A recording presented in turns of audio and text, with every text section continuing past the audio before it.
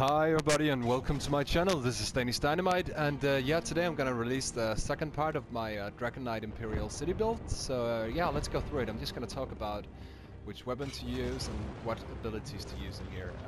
So yeah, let's go through it quickly. Nothing has changed so much about from my different build, but let's go through it still.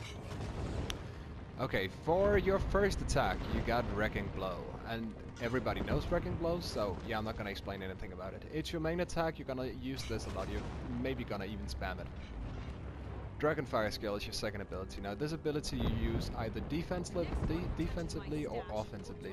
It's extremely good for both cases. Pretty much makes any single target spell that's targeting you being thrown back in the head of the thrower, of the caster, so it's very useful. This is a must-have as a Dragon Knight. Third ability, Executioner. This is your execute ability, you use this on low health targets. That's about it. Rally. This one gives you 20% weapon damage, and you pretty much don't need any other heals than Rally, if you know how to use it correctly. It's fucking useful. So next ability, Critical Rush. Yeah, Critical Rush is the one you use to get close to your enemies and allow them not to get away from you.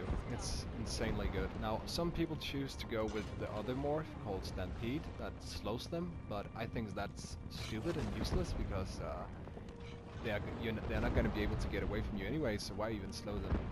Critical Rush is the one I go with. My first ultimate, Take Flight. Now, before the DLC, I hated Take Flight. I thought it was a shit ultimate next to Ferocious Leap. Ferocious Leap was much better. But after the DLC here in Imperial City, the shields, the damage shields, have been nerfed so hard that Ferocious Leap doesn't make any sense to me anymore. So I've gone with Take Flight. It does some more damage, it costs less, and it allows you to jump even further. So it's a lot of fun. You can jump on keep walls, you can do a lot of things with it. So that's my first ultimate. For my support bar, I have my first ability, Elusive Mist. Now this is also one of the abilities that you can use offensively and defensively.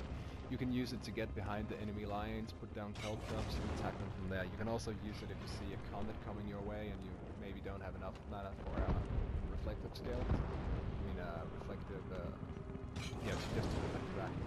So, Elusive Mist, I'm a vampire obviously, so I might swap it out later, but for now I'm using it. Green Dragon Blood. Green Dragon Blood has been nerfed heavily. It does not give you 33% of missing health anymore.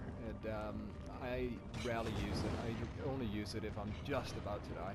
The only reason I actually still have it on is because of Major Fortitude it grants you, and Major Endurance, which increase your health and stamina recovery by 20% for 23 seconds. So that's actually the only reason I keep it. Because Vigor has been my number one heal and value, of course. My third ability on this one, Razor Caltrops. Now, Caltrops, yeah, that's not a whole lot to say about it. It's amazing. It does insane damage. It pops stealth.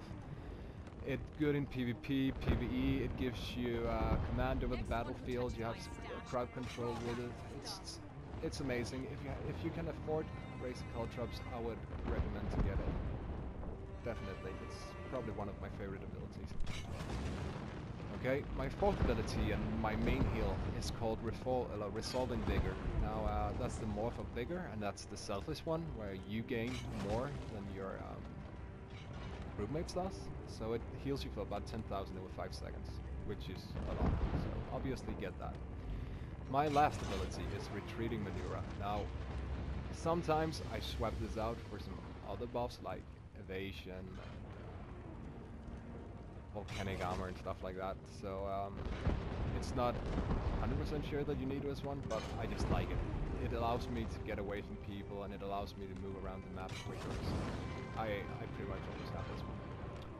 My last ultimate, Corrosive Armor, and for PvP I always use Corrosive Armor. Now again, this is one of the abilities that you can use offensively and defensively. Like if you want to go defensively with it, like both what you do with offensively or defensively, you're going to be a massive tank. They're going to have a hard time taking you down for 11 seconds.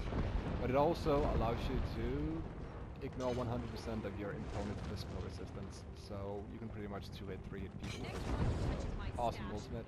If I was in PvE, I would be using Standard of Might instead of this one. But obviously in PvP, I'm gonna go with Corrosive Armor. So in Ardent Flame, you get every single passive.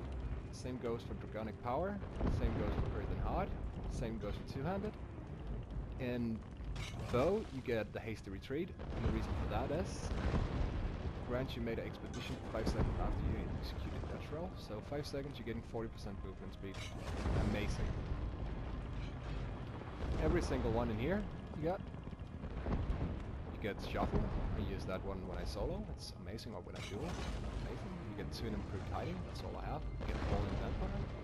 Now, this one is interesting. I do use Flawless Dawnbringer both in PvE and PvP sometimes. It does a lot of damage and gives you 8% extra weapon damage, so amazing. Evil Hunter is one of the abilities I use for PvE only. Gives you a 15% chance to get Undead and Daedra to deal 5,000 extra damage, so amazing. This is interesting, these 3 abilities. Pretty much this one's allow you to also affect werewolves, and the rest of them allows you to do 9% damage against Daedra and Undead, and that also works in PvP, so if somebody's a werewolf or vampire, you'll do 9% more damage to them. And the Banish, which allows you to get 9 extra ultimate when killing a Daedra and Undead, or an enemy player who's a werewolf or vampire, so take that in mind. I have it, it's amazing. And on the Undead, you get full in both of these. Now, I'm wearing 7 out of 7 medium, so I don't really get the full bonus, but if you're wearing 1 heavy, 1 light, and 5 medium, for example, you'll get 6%, and that is amazing.